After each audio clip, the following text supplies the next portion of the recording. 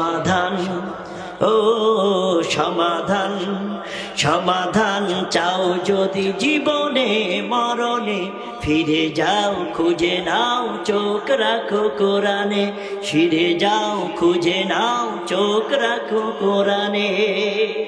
এ যে চির অম্লান চির মুক্তির ডাক, এ যে মহাবাণী খোদারি কালামে পা, ঘরে বলো কি বারাষ্টে বলো, ঘরে বলো কি বারাষ্টে বলো, অশান্তি দূর করে শান্তি আনে সমাধান, ও সমাধান, সমাধান চাও যদি জীবনে মরণে, ফিরে যাও খুঁজে নাও চোখ রাখো কোরআনে।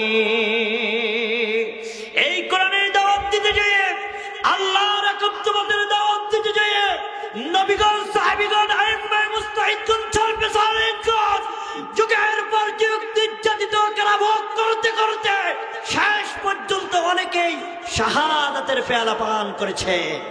এই কোরআনের বিধান বাস্তবায়ন করতে যেয়ে সৈয়দ কুতুবউদ্দিন, এই কোরআনের বাস্তবায়ন করতে যেয়ে হাসানুল বান্না, কাদের মোল্লা সহ ইসলামী আন্দোলনের অকুত ভাই আল্লাহর সৈনিকগণ ফাঁসির মঞ্চে গিয়েছেন, নিজেকে আল্লাহর জন্য, আল্লাহর কোরআনের জন্য উৎসর্গ করে দিয়েছেন, এক মুহূর্তের জন্য বাতিলের কাছে মাথা নত করে নাই।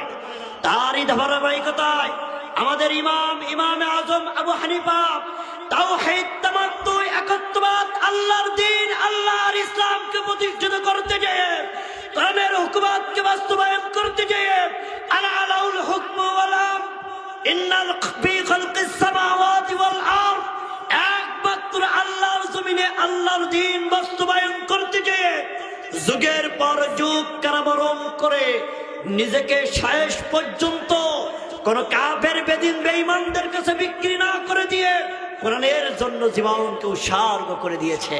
তারই ধারাবাহিকতায় আল্লামা সাঈদী 50টি বছর ধরে যিনি আল্লাহর কোরআনের কথা জাতির মানুষদেরকে শোনাইছে, সেই মানুষটিকেও পর্যন্ত তিলে তিলে শেষ করে দিয়ে শেষ পর্যন্ত ইনজেকশনের মাধ্যমে বিদায় করেছে, ঠিক কিনা বলেন?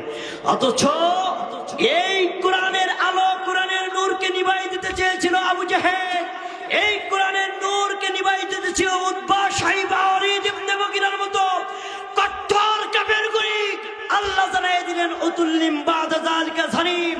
আমার ভাইরা, ফিরে আসতে হবে কোরআনের কাছে, একমাত্র মানতে হবে কোরআন। এই কোরআন যদি মানেন, আল্লাহ সর্বস্তরে শান্তি দিবে। এই কোরআনটি শুধু পৃথিবীতে না, আল্লাহ রাব্বুল আলামিন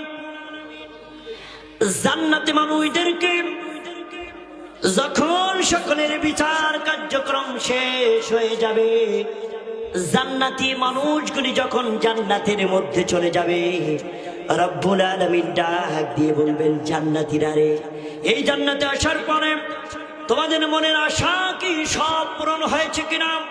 তোমাদের কাছে যতগুলি ওয়াদা করা হয়েছিল, সকল ওয়াদা অনুযায়ী সব কিছু তোমরা পেয়েছো কিনা? জান্নাতবাসীরা বলবে, আল্লাহ জান্নাত পেয়ে কি পেয়েছি আর কি পাইনি, কি ওয়াদা আর কি দিবেন আর কি দিবেন না, আমরা তো ভুলেই গিয়েছি। রব্বুল আলামিন বলবেন, ঠিক আছে, তোমরা তোমাদের আলেমদের কাছে চলে যাও।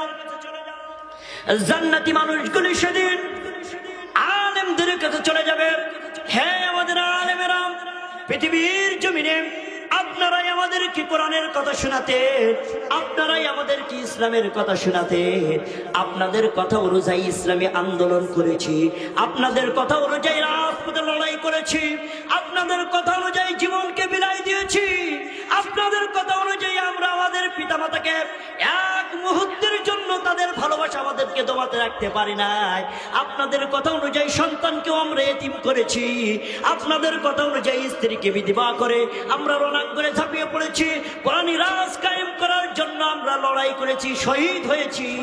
কিন্তু আজকে জান্নাতে আসার পরে আল্লাহ রব্বুল আলামিন আমাদেরকে জিজ্ঞাসা করেছে, বান্দা তোমাদেরকে যা যা যেতে চেয়েছিলাম সব কিছুই পেয়েছো কিনা?